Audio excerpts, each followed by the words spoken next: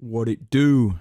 Bedtime crew. Hey man, listen, today I am here to give you guys my full card predictions for UFC 321. Obviously, mate, the thing about Cyril Gane, mate, it's going to be a fucking amazing fight, We got Tom Aspinall versus Cyril Gane in the main event. The real fight we're all looking forward to, Mackenzie Dern. I've been watching a lot of tape on her versus Vina Jandiroba. Umna Nurmagomedov, Mario Bautista, Volkov, Almeida, Rakic, Mirzafanov, fucking Quillen Soukield's on the card. Volta Walker, bro, he's on the card. Nathaniel Wood, oh my days. And the rest are nobodies. I'm pretty sure that's everybody. I haven't missed anybody. Let's get into it. Starting off on the prelims, first fight of the night, we've got Jacqueline Amorim versus Mizuki Inoue. I'm going to be picking Amorim to win this fight. I know that she's a little bit less experienced against high-level competition, but she's been a lot more active recently. She's a very solid grappler, and I do think that having a reach advantage and a little bit of a size advantage is going to help her out in this matchup, especially against somebody coming off a very long, unexplained layoff. I'm pretty sure Inoue last fought like 2 years ago, and we haven't seen her since, whereas Amorim, she has one loss in the UFC, but outside of that, she's been submitting people. She's on a pretty good win streak. I'm just going to say she wins this fight by decision. Maybe she gets a finish, but, with WMMA, I'm not counting on this to be like a dominant fucking victory. I just think, being the younger, more active, slightly bigger fighter with a grappling advantage, I think that's enough to win by decision, but who fucking cares? It's on at midnight, mate. We will not be there, all right? Next fight of the night, we got Mitch Rabozo versus Azat Maxim. I'm picking Azat Maxim to win this fight. I'm going to say he wins this fight by knockout. I feel like he's going to get a knockout in this fight. Mitch Raposo, I don't know who this guy, I don't know whether this kid's uncle is fucking Lorenzo Fertitta or something, but he just keeps showing up on every UFC pay-per-view and losing by split decision. Doesn't matter the fact that he throws about 3 strikes a fucking minute. Not even that. He is one of the most low output, just random, low reach flyweights, like just undersized for the division. No particular reason why he's here. I hate to be disrespectful, but I think that Azat Maxim wins this fight. He lost to Charles Johnson.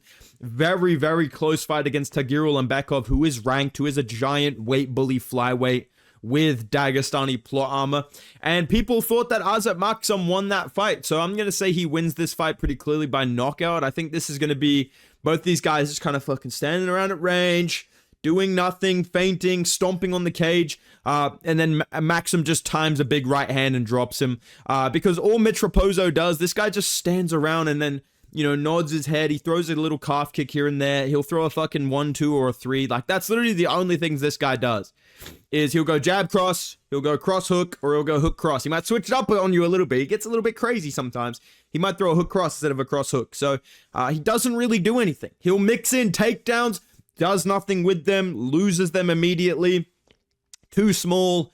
Not really powerful, not really a jiu-jitsu guy. I don't really know what Mitch Raposo's doing here. I think Azat Maxim's going to KO him. I feel like these guys are just going to be standing around at range, and it's going to be quite low output on both sides, but when they strike, I think that Maxim has proven not only if he strikes and Raposo shoots a takedown that he can defend the takedowns. We saw that against Ulanbekov, but I've seen some fights of his on the regional scene and even the UFC where he's hurting people, he's getting finishes, and I think he's just quicker and just better at striking, and he has longer range, and he's going to be comfortable to defend the grappling against this little midget at flyweight. So I think they'll just pitter-patter at range. Raposo will move his head around, keep looking for his 1, his 2, his 3. His coach will be talking, yeah, dude, just keep moving. Keep the lateral moving, man. Look for the 3-2. Maybe a calf kick here and there if he wants to spice things up a little bit. And I think Maxim will blitz him a little bit, back him up to the fence. And then once they reset after a boring kind of first round, I think Maxim just bombs a fucking overhand right, drops him, follows up for a finish. Even if this goes the distance, I think Maxim wins this fight. I don't really get why Mitch Raposo's here. He must have really good management. Next fight of the night, we've got Hamdi Abdelwahab versus Chris Barnett. This is a fucking comical matchup. Hamdi's reach is genuinely laughable. This guy looks like a fucking Paulo Costa if he... Dude, this genuinely looks like Paulo Costa if he blobbed up to like 260, bro. This guy is fat as fuck, and Chris Barnett literally looks pregnant when he fights. He's coming off a 2-year layoff. Oh, no, sorry, a year layoff. Before that, he was coming off a very long layoff. Super inactive Chris Barnett. I hate to be the guy to stomp on the dreams. I know some people are picking Chris Barnett by knockout. I think Hamdi Abdelwahab's going to win this fight by boring decision. Like I said, Chris Barnett, he's coming off a huge layoff. That's number one. Number two, the layoffs are due to injuries. He's had a lot of injuries. He's borderline a fucking candidate to be going on my 600-pound life. All of his UFC wins via miraculous comeback KO where he's losing and then he flukes a spinning head kick, or he fucking survives a stoppage that most refs would have just got in and just called it off, and he would have lost that fight. And by the way, these are to very low-level heavyweights. John Volante retired, literally said this was going to be his retirement fight. He loses. He was a light heavyweight that was never that good. So I just think that fucking Hamdi Hamburglar over here, or whatever his name is just going to chop leg kicks, just blob him up against the fence, breathe on him, hold him down, and win by boring decision. Even if it's a close fight and Chris Barnett lands some shit, I think they'll still give it to this fat fuck. So I just think that Hamdi Abdelwahab is going to be winning a very boring 29-28 decision. I just don't trust Chris Barnett to get this done. I feel like he's kind of fluky and he's very entertaining when he does that, but otherwise, I don't think anybody's picking him based on, well, Chris Barnett actually is really skillful in this area. I think he's just a funny, fat black dude, so people like him. And fair enough. You know, but this guy is literally how I describe Derek Lewis sometimes when I'm mad at him. So I just think Hamdi Abdelwahab's going to be able to leg kick him at range, potentially prey on those injuries. The fact that, again, prey on the fact that this guy's fucking more morbidly obese than him somehow. And just keep him at range, use his jab, use his leg. He doesn't even have a reach advantage. This sweaty fuck. This sweaty fuck. Hamdi Abdelwahab. I was just about to say keep him at range. He doesn't even have a reach advantage. He's like double the height of this guy. He doesn't have a reach advantage. He's just going to use leg kicks. He's going to blob into him with clinches up against the fence, maybe get some takedowns. He'll win a very close, boring decision. Next fight of the night. Oh my days, Nathaniel Wood, mate. He's going to go out there and win a fucking split decision, mate. Oh my days, Nathaniel Wood. I'm picking Jose Delgado, guys. You know I love Jose Delgado. This is my guy. I don't know what it is about him that I fuck with so heavily, but I think someone commented on my videos that they train with him and that he appreciates the support. So we fuck with Jose Delgado. We've been on the train since day one. I picked him against Haider Emil by first round knockout. I'm kind of a fucking genius, you know. I'm picking Jose Delgado to win this fight by round 2 or late round 1 KO. I think Nathaniel Wood is very talented. I think he's very technically sound. He has a bit of that lighter man skill coming up from bantamweight. I think he will be able to mix in some wrestling if he needs to. And I think early on he'll be on the calf kicks and, you know, popping the jab, looking for that beautiful front kick. The way this guy throws out the front kick, oh my goodness. Makes me spit out my fucking baked beans every morning watching this guy flick out the front kick. But I don't think he has the power to finish Jose Delgado and damage him and stop him from landing something big. And Jose Delgado, he's super quick.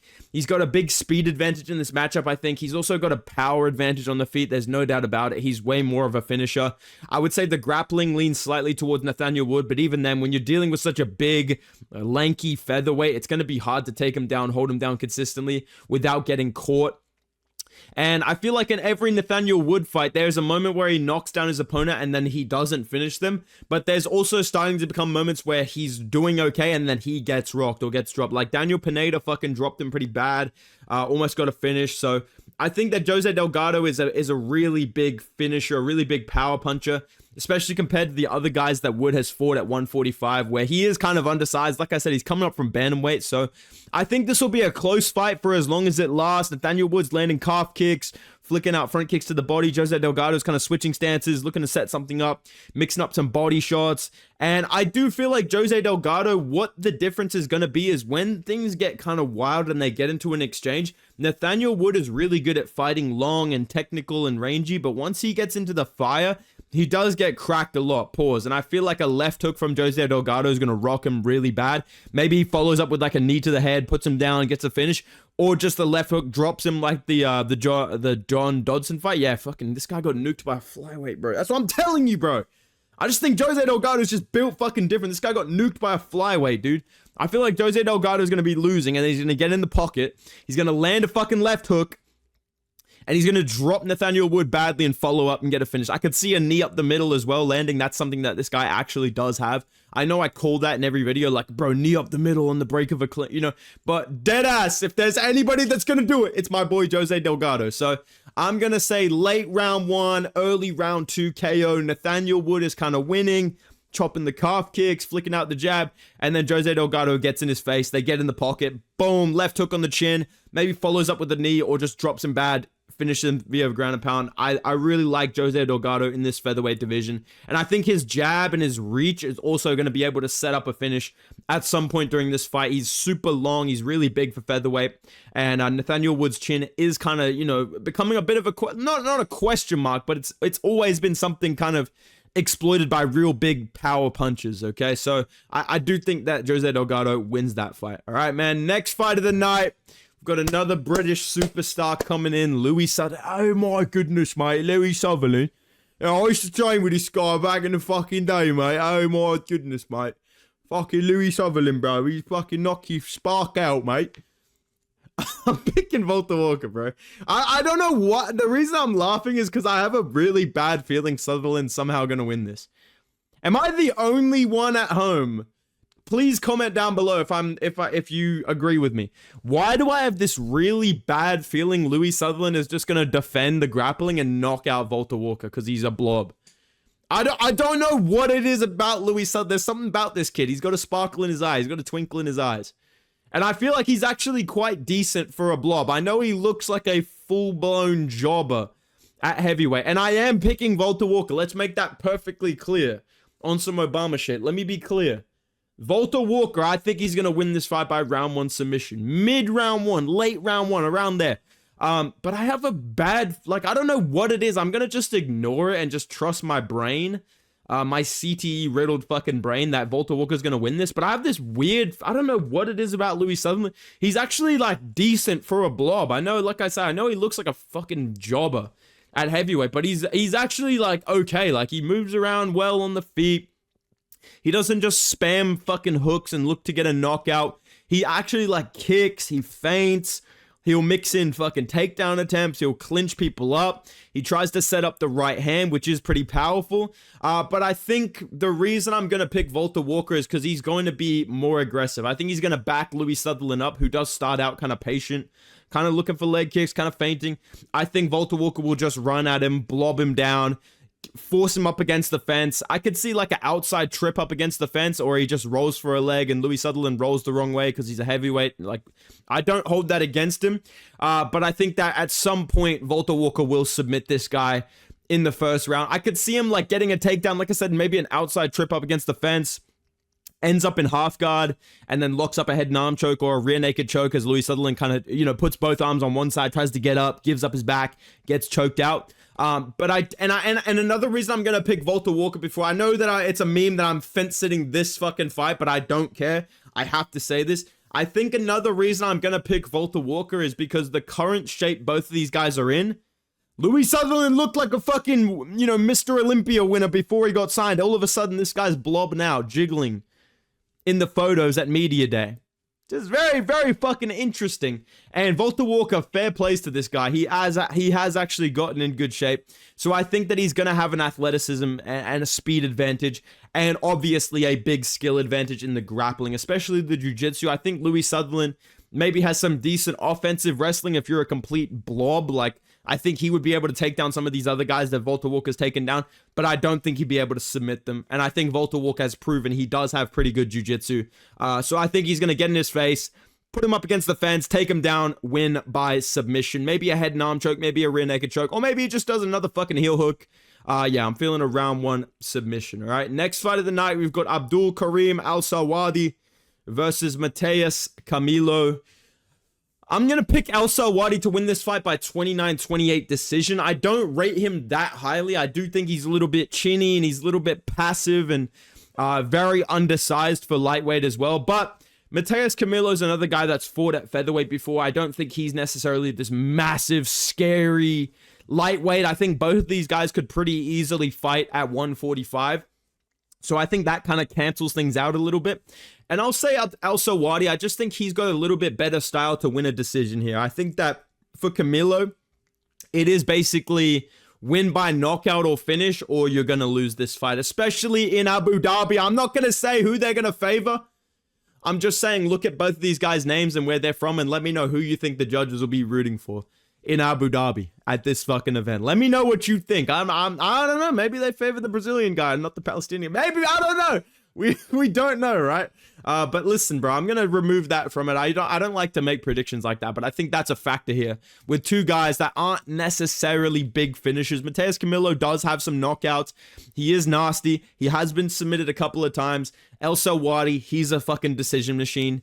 But I think when you're dealing with both these guys being undersized lightweights and a little bit more finishing power on the side of Camilo, but a little bit more technical, pitter-patter striking and a wrestling advantage for El Salwadi, I think he wins this fight by decision. I feel like Camilo, in a lot of his fights that I've seen, he gets backed up, he gets controlled against the fence, he does get taken down, he does lose rounds and then come back and get finishes. But I think Salwadi is going to be aware of that, and I think he has an advantage in terms of his ability to move around inside the octagon. He can hit you and then move around, run away. He did a good job against George Hardwick. Oh my fucking lord. Who does that to bloody George Hardwick? Oh my days. So he has that type of game in him. He has that dog in him to just hit and run, mix up a takedown, get control. He was doing the same thing against Radzhabov before he got KO'd. So I think there's maybe a potential for a Camilo round 3 KO, but I'll say that Salwadi just moves around at range, lands a couple of shots, mixes in some takedowns, gets control, wins around here and there, picks his shots. Moves around on the outside, doesn't rush things, doesn't force things, keeps himself safe.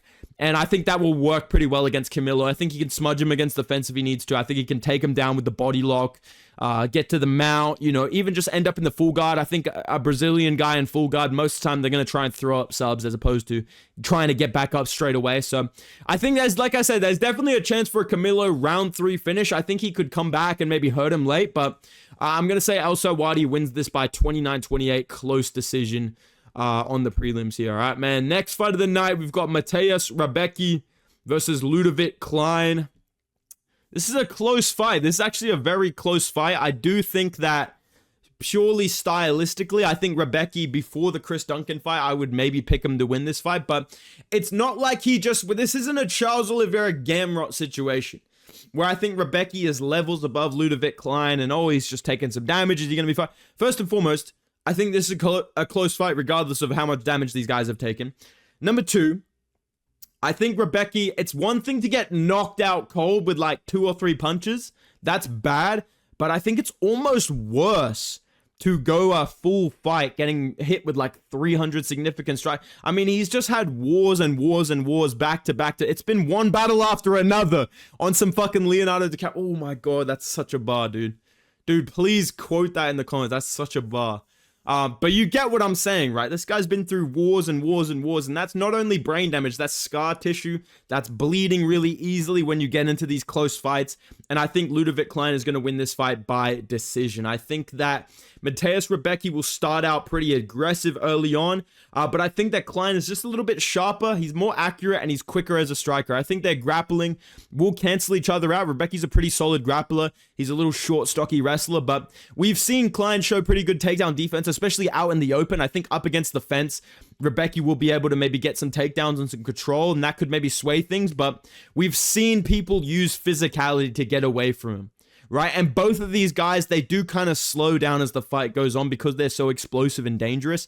I think a lot of it is Rebecki's muscle and his build, whereas Klein is so powerful and, fast twitch that as he gets to round 3, he stays technical, he stays sharp, but he just doesn't hurt people as much. Whereas Rebecki everything's slowing down, everything's heavy. I think this is going to be a 29-28, maybe a 30-27 for Klein, just by being a little bit more, accurate and a little bit more sharp on the feet. I do think that Rebecki will try and mix in a bit of grappling here and there to kind of, lower the output, but I think it's going to be a bit harder than some of these other matchups where the guy really doesn't want to grapple. I think that Klein and Rebecki's grappling will kind of cancel each other out, and I also think that southpaw versus southpaw means that it's going to be a lot harder to get into takedown range and clinch range because the kicks will just be so natural for Klein. Usually he's dealing with orthodox fighters. There's kind of that foot positioning battle when you're orthodox versus southpaw.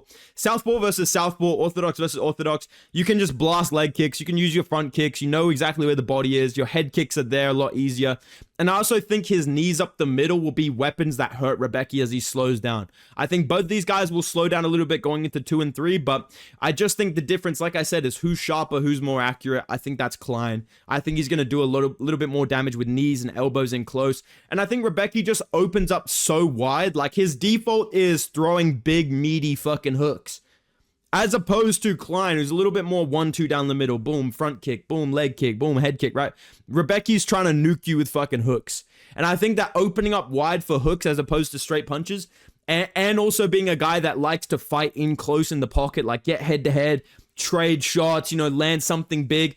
I think that kind of favors a technical, skillful striker like Klein, who's going to be able to utilize elbows and knees in close, use the kicks to keep you away, use the 1-2s as you come in. He has a really nice straight left. I can see that hurting Rebecca. I could see a finish for Klein here by KO, but I'll say this does get scrappy. It does get competitive. Maybe Rebecca wins the first round with a bit of grappling, slows down a little bit. Klein takes over offensively on the output. Leg kicks, body kicks, making him miss, landing shots down the middle, landing some elbows and knees in close that damage and cut Rebecca, and that kind of sways the judges, the damage that he lands with his head kicks, with his elbows. I'm going to say Klein wins this fight by decision, but it should be a really, really entertaining fight. I'll be shocked if this isn't like low-key fight of the night. I mean, every time Rebecca gets in there, he's going to fucking war. So respects, looking forward to it. Next fight of the night on the prelims, we've got Ikram Aliskerov, Doodlebob Islam Makhachev versus Park Jung-yong, the Iron Turtle. I hate to do this, but I'm picking Ikram Aliskerov by knockout, man. Jung-yong Park's just too defensive. I feel like he just backs himself up and he kind of waits to build into a fight. And he is tough. He is really powerful. He's pretty decent. He's very underrated. He gets scrappy. He gets scrambly, but I don't think he has that finishing power or that wrestling ability to really neutralize Ikram Aliskerov's pressure. And I think he will just get backed up to the fence and get finished with a 1-2 down the middle. I feel like when I watch these guys fight, like I said, we love Iron Turtle. We love him. He's crafty, he's girthy, he's a little fucking bald Asian dude. We love him. But Aliskerov, he's a pretty good finisher, especially against these smaller middleweights.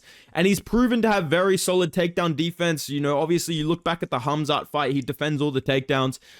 His chin is a little bit sus. He's been knocked out a couple of times, but he's still proven to be super dangerous. He hits really hard. He's very explosive, especially early on. And I think he'll just inch towards the Iron Turtle, just kind of moving towards him. Couple of leg kicks, couple of checks back and forth. Ikram looks for some weird jumping shit, backs him up to the fence, and then I think he's going to either drop him or hurt him with like a 1-2, or even just a really hard jab down the middle, just sits down Park Jung-yong for a second, follows up with ground and pound up against the fence, wins via TKO. I think that if Turtle wins, because I know there's a lot of Turtle enjoyers out there, and I'm one of them, I love him, but I don't see him winning this fight. Like I said, I feel like he's too defensive early on. He'll get backed up and dropped and finished with like a 1-2 or a really hard jab down the middle. I think if he wins, it's via like a comeback submission in round 3. Like, I feel like if he wins this fight, it's like Aliskerov kind of slows down, Park catches a body kick or some shit, or, Aliskerov looks for like a weird head kick, Park gets his back, takes him down, and, gets a finish late in the 3rd round. But I think 2 rounds of cardio and takedown defense is enough time for Aliskerov to finish this guy, because he is really dangerous. So yeah, unfortunately, we're going to be saying Ikram Aliskerov by KO in the 1st round. Headlining the prelims, we've got Kelvin Gastelum versus Quillen fucking Sourkild, mate. Dude, I have to pick Nasrat Haqparast by robbery decision, bro. I pray that I'm wrong. I'm doing the Skip Bayless jump up and down in my chair. I pray that I'm wrong. But I just have a really bad feeling Nasrat Haqparast is going to win this fight by decision. I just feel like this guy's the fucking master of fluking a split decision. And he is really good. He's dangerous on the feet. He has big power. He's a nasty, counterpuncher as a southpaw. He has very good takedown defense. And I think Quillen Sourkild, this is a big jump for him. He's really fucking talented. Like, I think he can wrestle at a really high level. We saw that against Yanal Ashmouz. He has power. He has great straight punches. We've seen that in some of his other fights. He mixes things up well, goes to the body. Good lead side head kicks, good front kicks, really stiff jab as well. Great boxing, great chin, great durability. Everything. Quillen Sourkild has every tool needed. But I don't think he has the power to one-shot KO Nasrat Haqparast. I think he will hurt him at some point, but Haqparast, yes, he has taken a little bit of damage, but he's kind of like an Ayman Zahabi where he has really good game planning, he has good pressure, he knows what to do to win rounds, win scorecards, win decisions, and especially in Abu Dhabi, I think that Nasrat Haqparast being a southpaw, yes, I see Salkhild landing good body kicks. I see Salkhild landing the right hand down the middle, but I feel like it's going to be hard for him to get takedowns against Haqparast. He's going to be mainly going to single legs, trying to elevate him up and treetop him. I think that Haqparast is going to be prepared to defend those takedowns, get his back to the fence, get back up when he's taken down.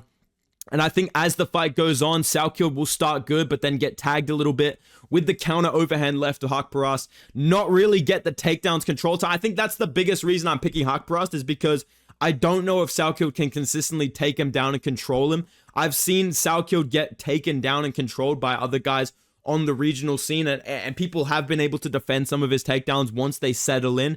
Even Ashmuz, once he was able to keep it standing, he was starting to land some big shots and kind of, take over in the later stage of that fight against Salkhild. It was still a really good performance, but I think Haqparast is a little bit higher level than him, and he's going to be able to defend the takedowns, land some good shots on the feet with the left hand, maybe some inside leg kicks as well. Salkhild hits a couple of shots, kind of nods his head.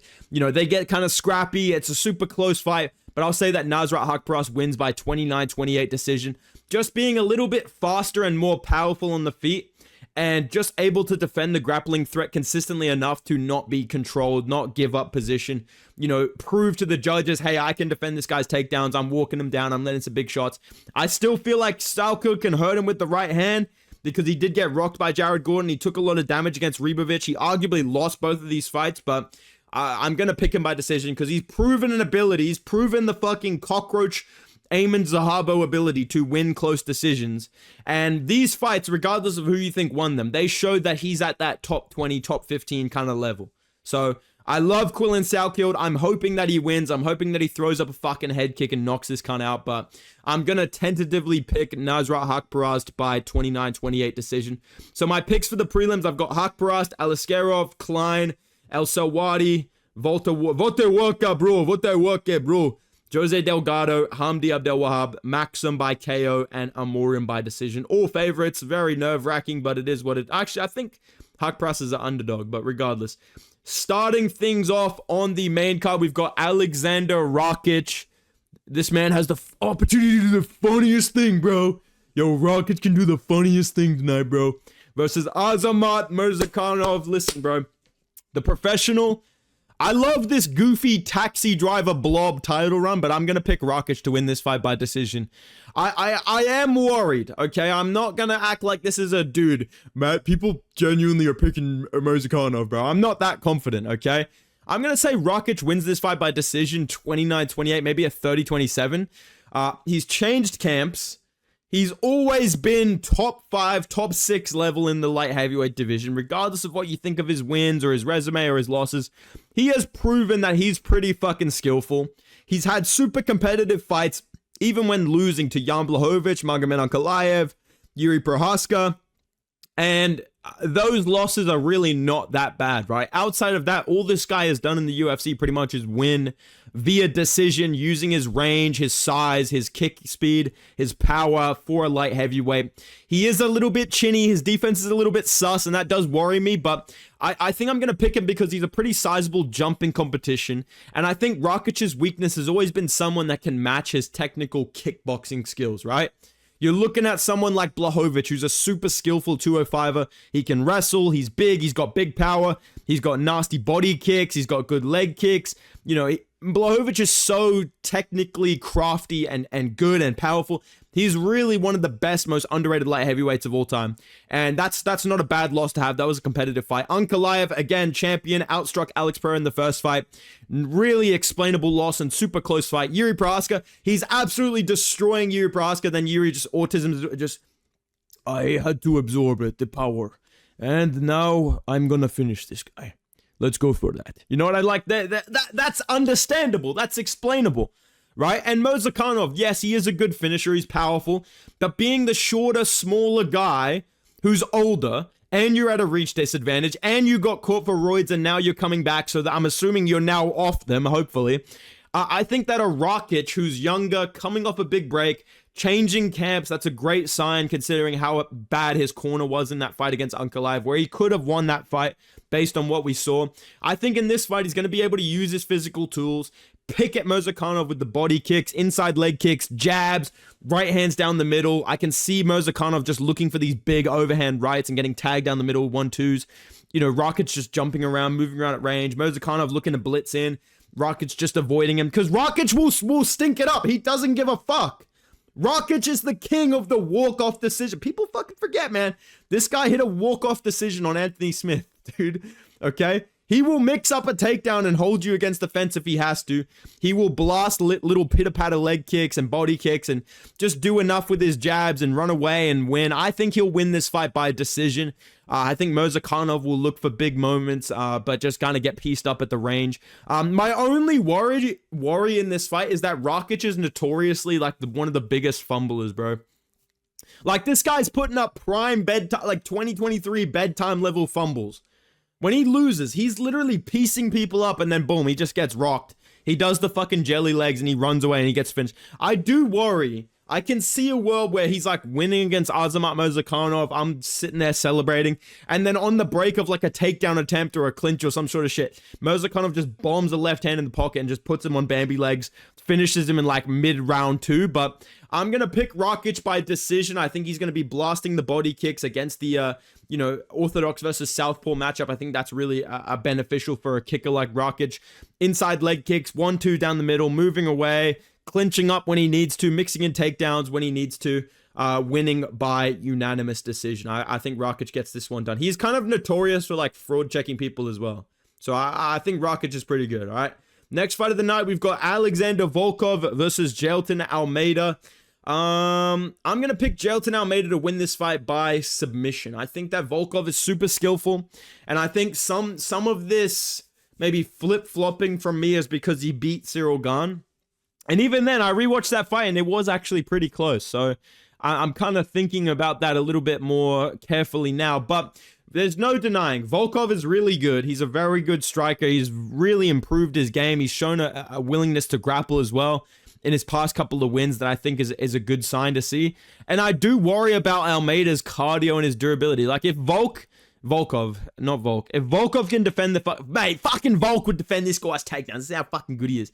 Regardless, if Volkov can defend the takedowns, I can definitely see him just fucking group maxing, like just walking down Almeida. He does this like Slender Man fucking striking style where he's like lead head kick, boom, straight punch, left hand, right hand. Like, he'll just walk through you and TKO you. I can definitely see that happening in like a late round 2 if Almeida cannot get the grappling going. But I just think that Almeida has a speed advantage on the feet. He's super quick. He's super athletic. He's a bit younger. He's a little bit, fresher.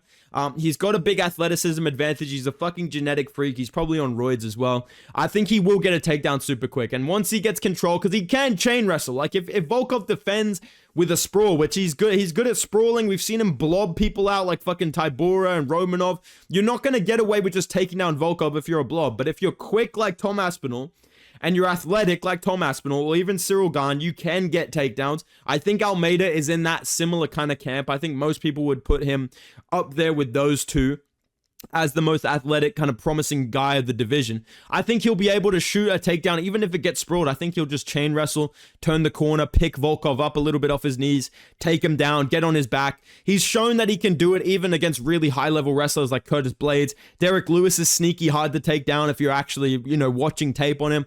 And he was able to just control both of those guys for, first round against Blades. Then my GOAT knocked his bum out. But, Derek Lewis just held him down in some of the most promiscuous positions possible.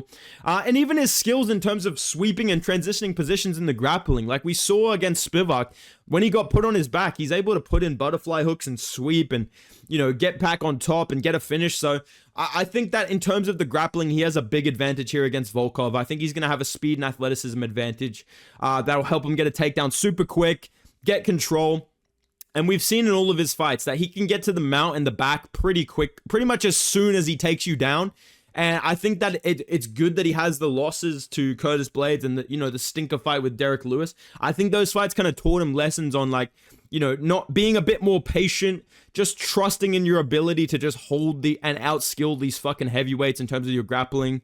He has sneaky power on the feet as well. I think Volkov will do, well early on, flick some body kicks, jab a little bit, look for some head kicks, get taken down.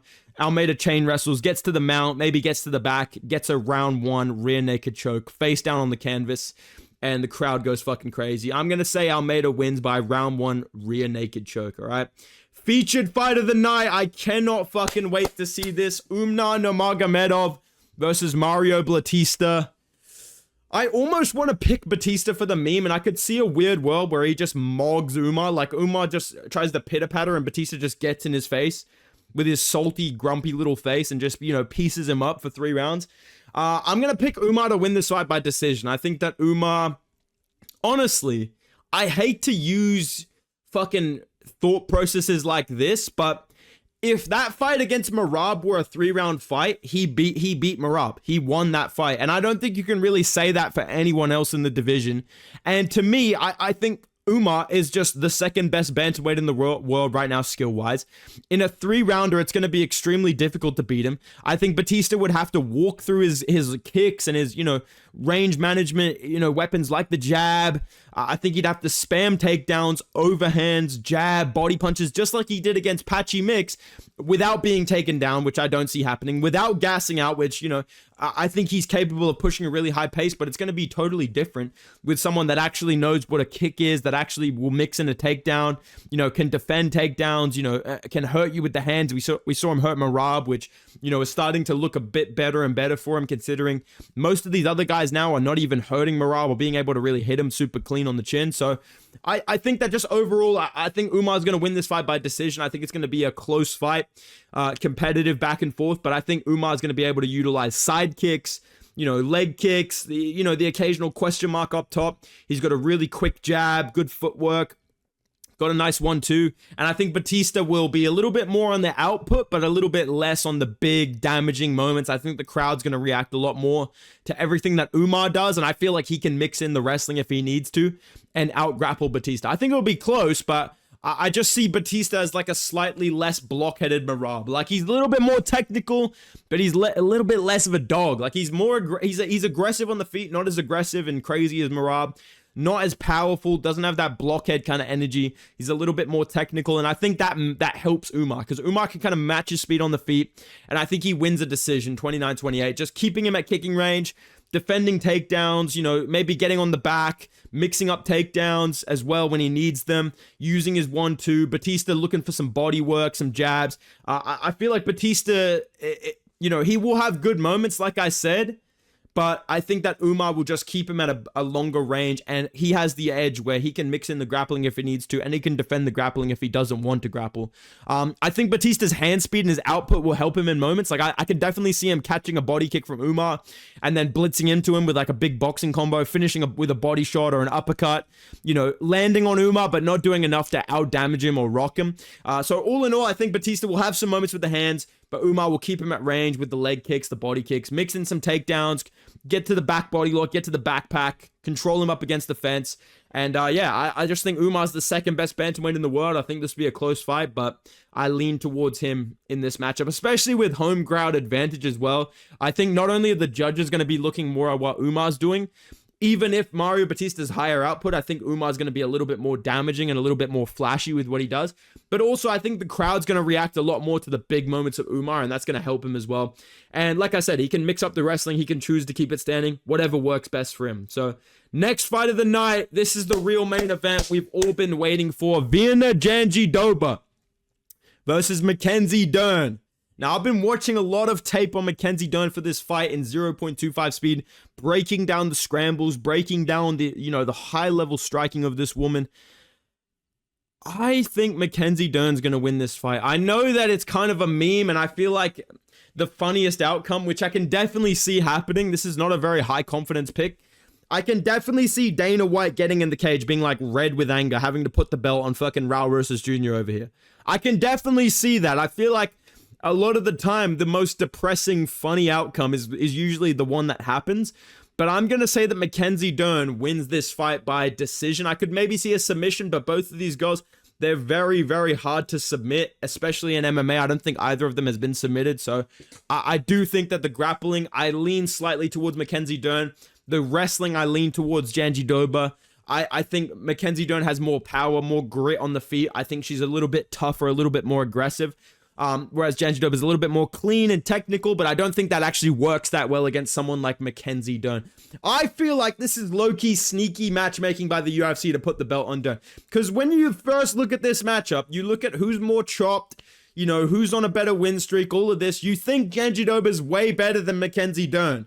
And because she's way more deserving, which she is, therefore she wins. But stylistically, when you take away, oh, Mackenzie Dern only beat this chick, oh, Jandiroba beat this chick, when you just take that away and you look at the style of these two and you remember that this is WMMA and logic doesn't actually matter, Mackenzie Dern actually has a very good style to beat Jandiroba just based on the fact that all of her wins are by submission and grappling, and all of Dern's losses are by being at a huge skill and power disadvantage on the feet against people that can defend takedowns, right? Like every time Jandiroba wins, she goes out there, she's the better wrestler, she's the better grappler, she takes you down, she submits you, she beats you up, right?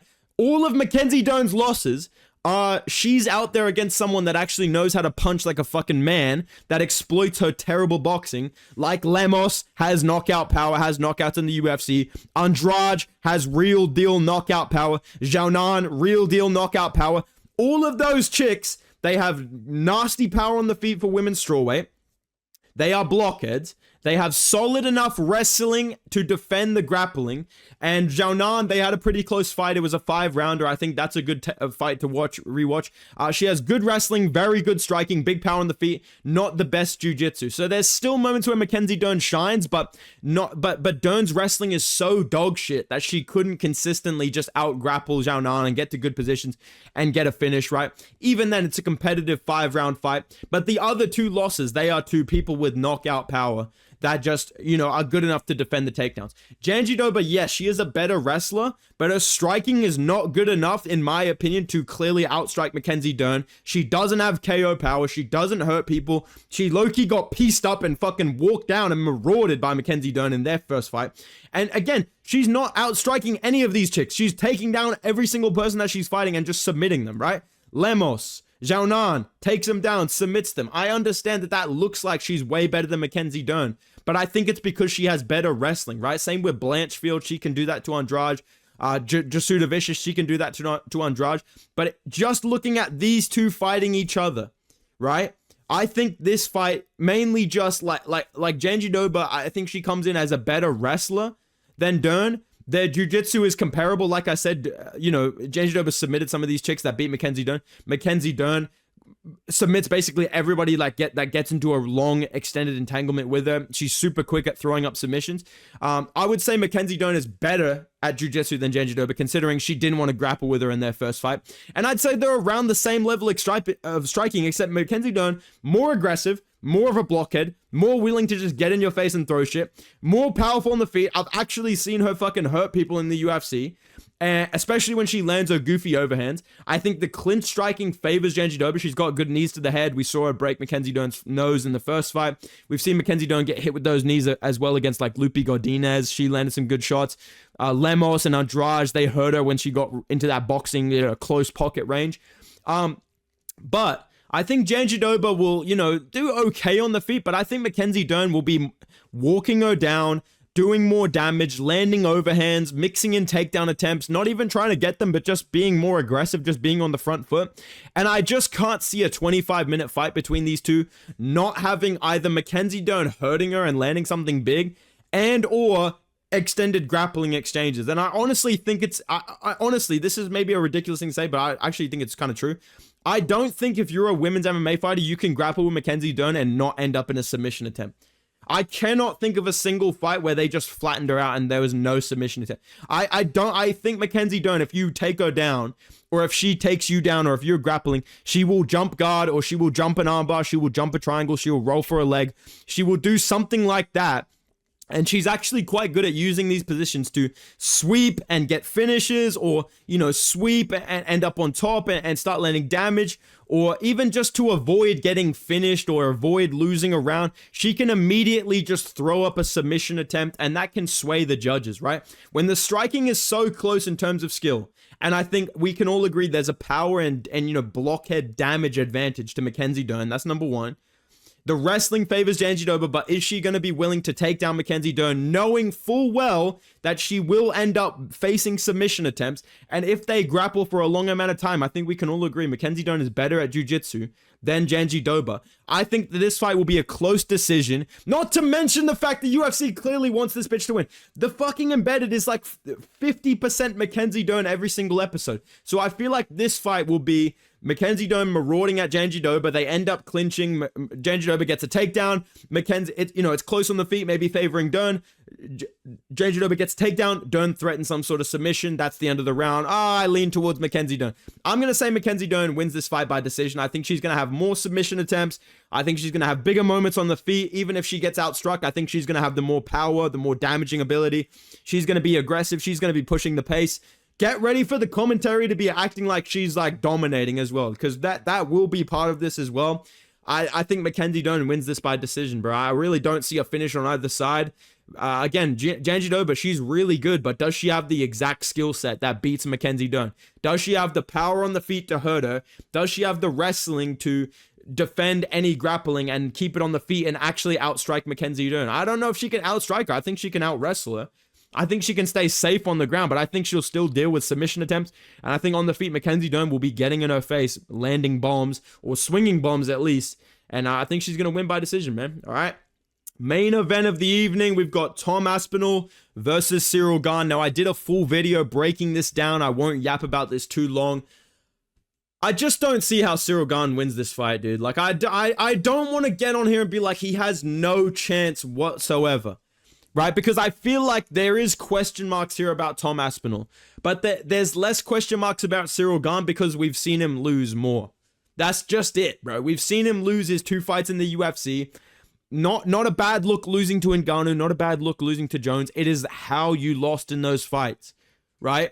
It is the fact that you went life and death with Volkov and Aspinall completely fucking smoked him. Maybe that's why, for all the fake hardcores, like, dude, people are totally overlooking Cyril Gane, man. Are we? Or are we just being completely fucking honest here? That Cyril Gane, he's a really good striker. I think he's a better kickboxer than Tom Aspinall. He's going to keep him at range with his leg kicks as long as he can. I think he's going to be fighting the lead hand. But I think he's going to be biting on every single feint because of how quick and powerful Tom Aspinall is as a boxer. And I think if they grapple, Tom Aspinall completely out-grapples this guy, as we've seen him get out-grappled by fucking Alexander Volkov and John Jones and Francis Ngannou. By Francis fucking Ngannou. Come on, man. That's it. I'm picking Tom Aspinall by round 1 submission. Tom Aspinall is super light on his feet. He's got super sharp reflexes. He's got great speed. I think he'll be fine on the feet. I think his defense is a little bit sus. It's mainly kind of, pulling his head back, chin up. And his offense is mainly just the 1-2, which is usually enough to deal with these fucking blobs, right? But I think that the tools that Tom Aspinall has and the simplicity of his game is enough at heavyweight. And he also uses feints and the push-pull movement of like, I'm in, then I'm out, I'm in, then I'm out. He makes people miss, boom, then he shoots in on a takedown and he's there. And he runs them over with a double leg. We don't see a lot of chain wrestling. We don't see a lot of, they're sitting on a single leg, boom, Tom Aspinall dumps him or, up against the fence. Because Tom Aspinall is so well timed with his takedowns. He's super explosive. He's super quick. He uses feints really well to set things up. And his takedowns are usually with minimal resistance. And I can definitely see that happening against Cyril Gane and leading to a submission. As for the striking, I think Aspinall his game kind of reminds me of like a heavyweight Ilia Topuria. Obviously, within context. Ilia Topuria obviously is levels above Tom Aspinall as a boxer. But what I mean is like Tom Aspinall is this dangerous fucking striker that can knock people out. He's really good, but I also think he can get away with being wild. Like we've seen in some exchanges against Arlovsky and Blades and Volkov where he does get a little bit wild. He can get tagged up a little bit, and I'm interested to see if Cyril Gane can do that in some moments here. And he can get away with kind of making a little bit of mistakes here and there against Pavlovich as well because of how powerful he is, right? How quick he is, right? And he doesn't actually have this crazy defensive system, whereas, Gane, he is a little bit more well-rounded as a striker offensively and defensively, but he doesn't have the one-shot KO power that I think you need to beat Tom Aspinall. He's got a style that leads to second, third round, fourth round TKOs, or he counters you and submits you, right? He uses his athleticism in that way. He just touches at you, makes you miss, keeps things low output, breaks you down, frustrates you, leg kicks, body kicks, knees in close, elbows. His punching in itself is not super powerful or super accurate. Whereas Tom Aspinall, soon as he moves his hand, soon as he moves his head, I feel like the feints are really going to be